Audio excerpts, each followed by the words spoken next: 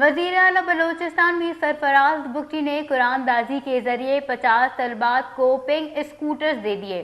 سرفراز بگٹی نے کوئٹہ میں منعقدہ تقریب میں طلبات کے لیے پنک اسکوٹی پروگرام کا اعلان کیا۔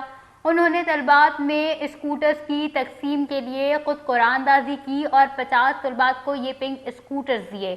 وزیر اعلیٰ بلوچستان نے تقریب سے خطاب کرتے ہوئے کہا کہ ہمارا ویژن ہے کہ آج صرف یہی اسکوٹیز نہیں ہیں اور بھی ملیں گی۔ ہمارا ویژن ہے کہ ہر لڑکی کو پنک اسکوٹی ملے۔ انہوں نے کہا کہ بلوچستان کی ہر باصلاحیت اور پوزیشن ہولڈر طلباء کو پنک اسکوٹی دی جائے گی۔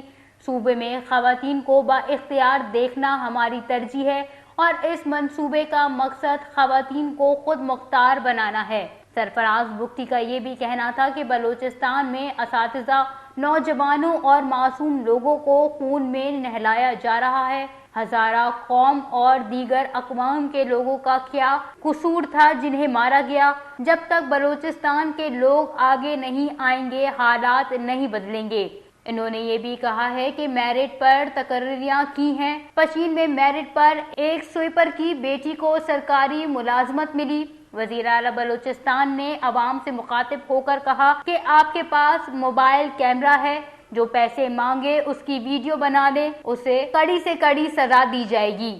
انہوں نے مزید کہا کہ پاکستان کے خلاف منظم سازشیں ہو رہی ہیں، ریاست کے خلاف نوجوانوں کی ذہن سازی کی جا رہی ہے۔ نوجوان جھوٹے پروپیگنڈوں کو عملی اقدامات کے ذریعے مسترد کر دیں۔ سرفراز بگٹی کا آخر میں یہ کہنا تھا کہ مستونگ میں معصوم طالب علموں کو دہشت گردی کا نشانہ بنایا گیا۔ اپنے تعلیمی ادارے ویران ہونے نہیں دیں گے۔ نوجوانوں کو ترقی کے مواقع فراہم کر کے ان کی ریاست سے دوری ختم کریں گے۔ وش نیوز، کوئٹہ، بلوچستان۔